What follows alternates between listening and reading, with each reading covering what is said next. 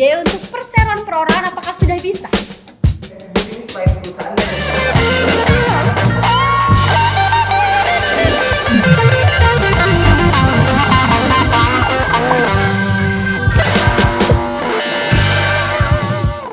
Hai Sobat Legal semua, selamat sore. Bertemu lagi dengan saya Alfi. Kali ini dalam segmen Legal to Talk. Nah, kita kedatangan tamu spesial Sobat Legal, yaitu kita kedatangan Pak Hafid Nurbaja.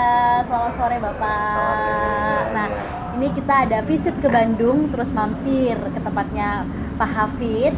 Jadi kita membuat satu konten ya Pak ya, konten interaktif untuk masyarakat semuanya tentang pertanahan. Karena sudah bergabung Pak Hafid sudah bergabung bersama dengan kita itu akan membahas tentang pertanahan yang memang harus harus diperhatikan lebih ya oleh masyarakat tentang perizinan pertanahan tersebut. Nah, sebenarnya kenapa kami bikin konten tentang topik ini? Karena beberapa user atau konsumen kami itu banyak sekali yang menanyakan Bapak tentang perizinan pertanahan. Nah, salah satu pertanyaan yang masuk itu, apa sih yang harus dilakukan terlebih dahulu sebelum kita itu membeli tanah? Oke. Jadi begini ya, untuk yang harus diperhatikan ketika kita membeli tanah ya, itu sudah jelas kita lihat dulu objeknya atau bidangnya ya. Pastikan bidang tersebut objeknya atau letaknya itu sesuai seperti itu, ada gitu ya.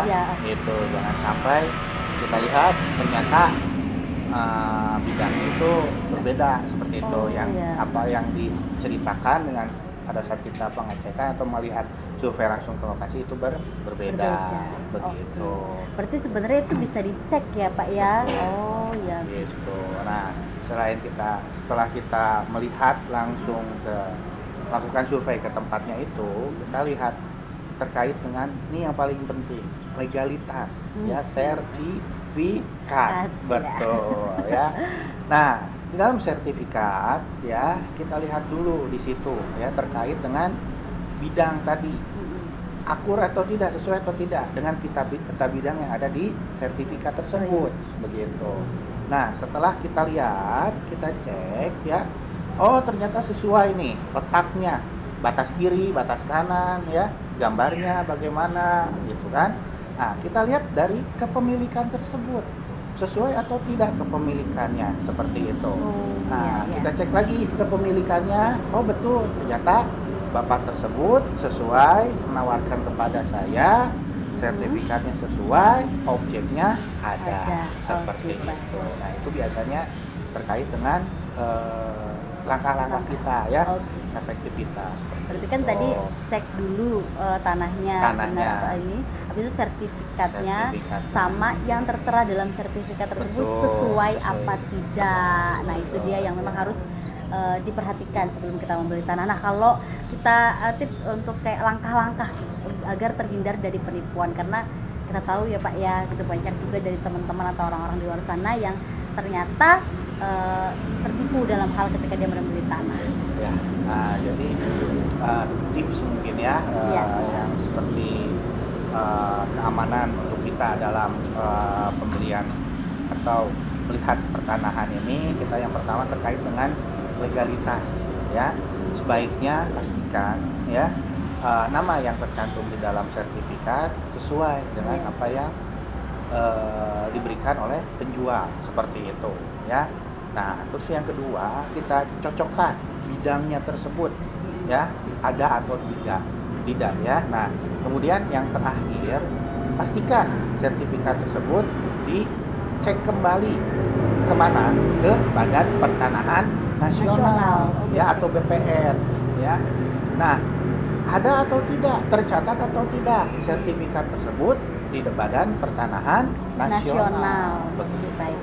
Berarti memang agar terhindar tuh cek ya. Betul. Cek di BPN, Badan Pertanahan Nasional, sebelum kita memilih. Nah, kalau misalnya kita perihal penipuan, ada nggak sih pengalaman dari Pak Hafid sendiri gitu kan, contoh jual beli tanah yang memang itu merugikan konsumen? Ya, ada beberapa yang pernah saya alami ya. Kemudian di sini salah satunya ketika ya ada yang ingin transaksi gitu ya, transaksi pertanahan terkait dengan jual beli. Iya, betul. Oke, para pihak sepakat untuk melakukan transaksi jual beli, sertifikat ada, begitu ya. Nah, kemudian pada saat akan melakukan transaksi, si pembeli itu ingin melihat objeknya seperti Oh, iya. apa, ya, itu. Datanglah kami semua ya ke objek tersebut, ya. Setelah dilihat, ternyata ada perbedaan, ya. Perbedaan apa? Perbedaan peta bidang yang ada di sertifikat dengan yang ada di objek tersebut, begitu ya. Nah, selain itu ada juga perbedaan apa? Perbedaan terkait dengan luas wilayah. Nah, dari situ saya sudah mulai curiga, begitu ya. Nah, terus kemudian saya bertanya kepada pemilik objek tersebut, ya, mengapa hal ini bisa terjadi, begitu ya. Oh, memang benar Pak, ya. Ini saya pun pernah melihat ada ketidaksesuaian, tapi tidak apa-apa katanya. Oh, mohon maaf Ibu, nah ini tidak bisa. Kenapa? Ya, karena harus sesuai gitu. Nah, kami melakukan pengecekan langsung ke BPN, ya. Nah, ternyata pada saat dicek, nah, status kepemilikan tanahnya tersebut sudah beralih seperti itu.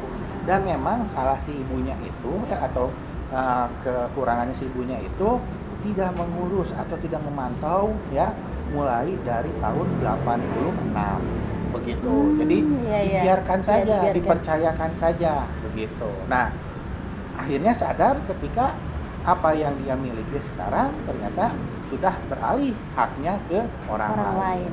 Itu kasus yang pertama, ya. Nah, itu bagaimana penyelesaiannya, ya. Nah, penyelesaiannya bisa ada dua cara. Ada melalui non litigasi dan litigasi, ya. Apa itu non litigasi? Dilakukan musyawarah para pihak dulu, ya. Baiknya seperti apa, ya. Tentu saja di sini mediatornya adalah DPN sendiri, praktisi itu sendiri, ya. Kemudian diambil jalan tengahnya itu seperti apa. Apabila tidak mencapai kata sepakat untuk melakukan non litigasi, ya, baru boleh kita masuk ke tahap upaya yang kedua, yaitu litigasi, yaitu upaya hukum atau pengadilan seperti itu. Nah, itu contoh kasus yang pertama yang saya pernah alami. Mungkin ada lagi kasus yang lain, satu lagi lah ya, kasus yang lain ya. Sharing Itu ya, sharing ya, kita sharing pengalaman gitu ya.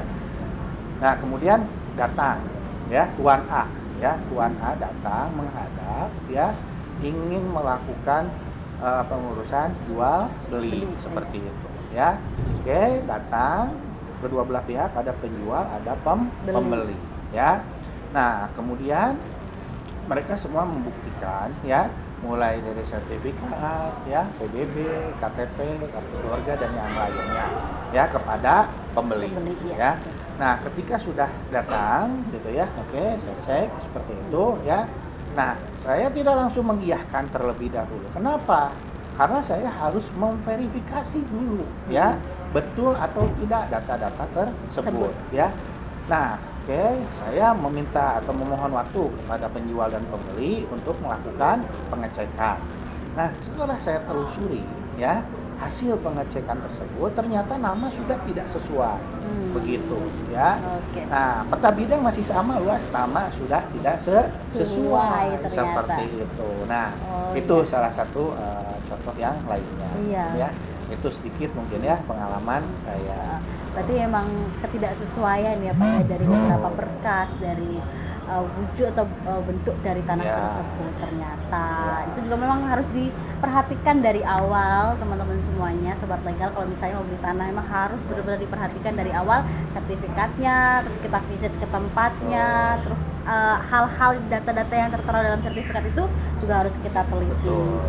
Terus kalau misalnya kita share juga ketika orang itu mengalami penipuan dalam membeli tanah, itu biasanya langkah-langkah yang akan diambil itu seperti apa ya? Nah, langkah-langkahnya tadi ya seperti saya katakan itu ada dua ya, ada non litigasi dan litigasi. Oh, ya. Nah, kita masuk dulu ke non litigasi, ya. upaya hukumnya apa? Upaya hukum non litigasi kita upaya perdamaian lah ya. Melakukan pengecekan dulu nih ke BPN. Kira-kira perubahannya itu seperti apa? Di tahun berapa? Begitu kan? Nah, kita bisa menghubungi pihak tersebut yang melakukan perubahan atas ketidaksesuaian data dan tidak merasa untuk menjualnya atau memindah tangankan, gitu ya. Kita berembuk, kita musyawarah, ada perbaikan di situ, ambil solusinya. Nah, syukur-syukur kalau misalkan hal tersebut dapat tercapai. Tapi apabila tidak bisa, ya kita masuk ke litigasi. Nah, bagaimana litigasi ini? Kita melakukan pelaporan atau pengaduan, ya. Pelaporan pengaduan itu ke siapa? Kemana? Gitu ya. Nah, gitu ke pengadilan seperti itu, ya. Bahwa kita menunjukkan bukti-bukti status kepemilikan, ya. Nah, ketidaksesuaiannya seperti apa, ya. Nah, baru itu nanti dilakukan putusan pengadilan, penetapan atas status tanah tersebut. Seperti itu. Ada dua cara litigasi dan juga litigasi yang bisa ditempuh kalau misalnya sobat legal mengalami hal seperti itu, gitu kan. Nah, kalau kita bahas tentang peran kita sebagai tenaga ahli dalam proses pembelian tanah itu seperti apa? Oke, nah kita sebaiknya memberikan saran, ya, kemudian tips-tips, ya, kepada masyarakat, ya, khususnya di sini yang ingin berkontribusi atau kaitannya dalam pertanahan. Tips dan triknya itu seperti apa, gitu ya. Nah, untuk tipsnya, ya, perhatikan tadi ya terkait dengan legalitas. Legalitas itu sangat penting sekali, begitu ya. Mengapa sangat penting? Ya, di situ terbukti status kepemilikan hak atas suatu bidang atau objek tanah tersebut. Seperti itu ya. Nah, kemudian disesuaikan lagi. Apa yang disesuaikan dengan peraturan perundang-undangan yang ada di masing-masing daerah ya. Begitu ya, karena kita ini menganut asas otonomi daerah. Itu kan ada peraturan pusat, ada peraturan daerah. Begitu ya. Nah, bagaimana nih kebijakan daerah tersebut? Nah, ini khususnya yang ingin menarik garis ya, garis seperti apa? Seperti warkah mungkin ya, letter C mungkin ya. Nah, warkah apa? Letter C apa? Yaitu dasar untuk pembagian hak tersebut. Itu berada di mana biasanya? Berada di desa atau berada di kelurahan. Seperti itu. Ya mungkin hal-hal itulah ya yang harus diperhatikan. Gitu. Ya, oke sobat legal, tadi perbincangan singkat kita dengan Pak Hafid. Kita membahas tentang perizinan pertanahan. Jadi kita ingin memberikan pengetahuan lebih kepada masyarakat. Kalau misalnya masyarakat ada kendala atau ada hal-hal yang mau diurus tentang tanah, bisa juga call Legal to Us, karena Legal to Us itu bisa membantu sobat legal semua di rumah dimanapun Anda berada, karena kita adalah platform digital. Jadi bisa juga berkonsultasi dengan kita untuk menghindari penipuan. Jadi semuanya akan kita bantu untuk pengecekan dari A sampai Z. Jadi jangan sungkan, jangan takut, langsung aja call Legal to Us karena nomornya ada di bio Instagram kami. Oke, terima kasih Pak Hafiz sudah menyempatkan waktunya pada sore hari ini untuk kita berbincang singkat. Mungkin di lain hari atau di konten-konten berikutnya kita bisa berkolaborasi lagi ya Pak Hafiz ya. Oke? Siap? Siap. Terima kasih Pak Hafiz. Sampai jumpa sobat legal semuanya, sampai jumpa di Legal to Talk berikutnya. Saya mau ningkatin CC ke PT. NIB untuk perseroan perorangan apakah sudah bisa?